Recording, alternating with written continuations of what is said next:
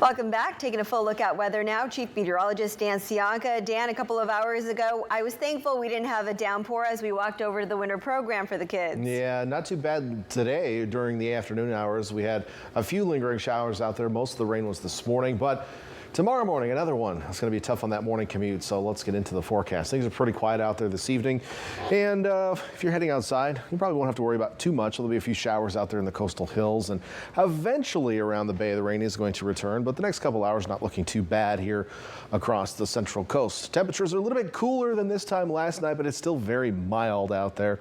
We're in the mid-50s, and our normal lows this time of year for most cities are like 39 to 42 around the bay. So I mean, we're not going to get out of the mid-50s overnight with this warm air mass in place. Even a lot of our inland valleys, which are typically even colder, will stay in the 50s overnight. But rain will return and the wind will also pick back up as our next storm system approaches from the west. So here's what it looks like. We can still see it spinning out here as a pretty significant band of precipitation on the front side of it. In this case, it actually is two, but they'll be kind of close together. You may not notice the difference between the two of them as they do arrive during the morning hours tomorrow. So we do have some time before that happens, but we'll start to see an uptick in the shower activity and in the wind here over the next several hours. I do want to mention also there is a wind advisory. This is a new one that came out from the National Weather Service, and this is for the Los Padres National Forest and Santa Lucia Range in Monterey County. That goes into effect at 4 a.m. and lasts until 7 p.m. tomorrow.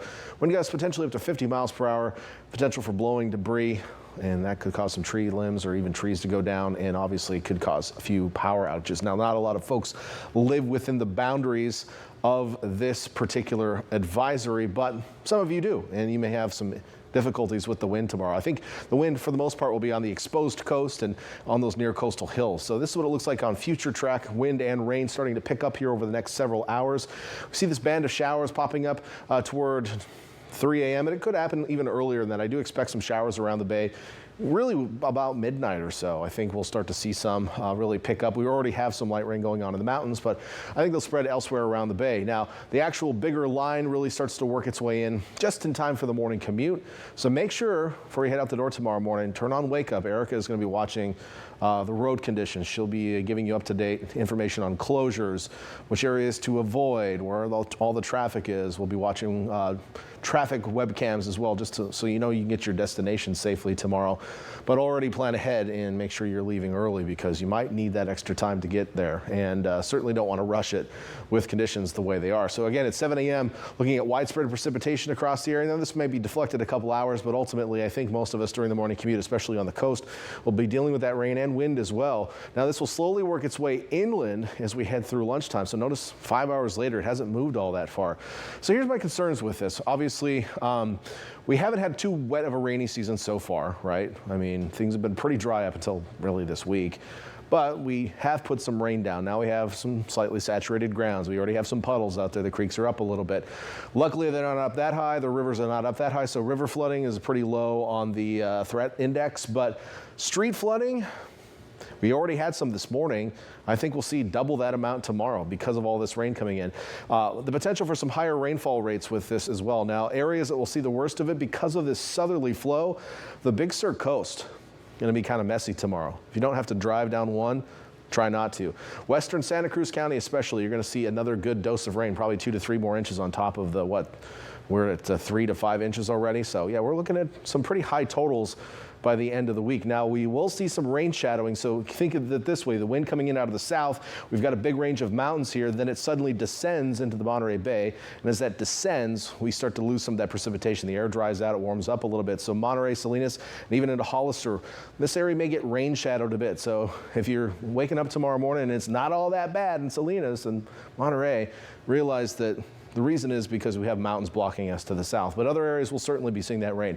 Now, as it shifts a little farther to the east, we're actually going to see some focus across our inland areas. Our typically arid southern Monterey and San Benito County areas will get actually quite a bit of precipitation, whereas things kind of calm down around the bay starting tomorrow afternoon into the evening. So not too bad for most of our population centers later in the day, but if you live south and in inland, you'll probably still see some rain on and off. In fact, that's going to continue into Thursday as we continue to see moisture pumped in from the south, even though the actual low is going to be well to our south. Also, if you're traveling Southern California, 101 through Santa Barbara, Highway 1, that whole area, Might get a little dicey as well late tomorrow into Thursday, something to keep in mind for your travels. Showers may linger all the way into Friday morning, in fact, in southern Monterey County, but I think for most cities around the Bay, the majority of the rain will be done by noon tomorrow, and you won't see that much after it.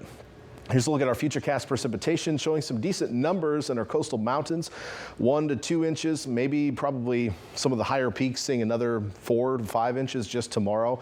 We see these higher totals in western Santa Cruz County. Notice the lower amounts, Carmel Valley, Hollister, Salinas. Again, that's that rain shadowing in action. Okay, let's take a quick look at your temperature forecast tomorrow. Got to go through these pretty quickly. We'll see highs back into the 50s across Santa Cruz County with the cold front coming through tomorrow. We'll cool our air mass down a little bit, and we'll see highs only in the low 60s. I got to 67 again in Salinas today. You won't get there tomorrow. High of 61 also in Hollister, low 60s in Watsonville. The Peninsula also low 60s. And actually, as you head south, you'll see more low 60s. And these highs may be reached early in the day before that cold front swipes through. So let's get to the 7-day forecast and just talk about the rest of the week here. Again, tomorrow's going to be the big trouble day.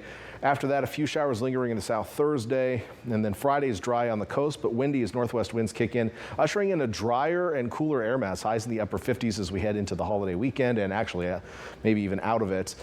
Midweek next week, we'll see another system, but we're going to be dry through Christmas. Inland areas also stormy tomorrow, and then some rain still in the south on Thursday, maybe even into Friday.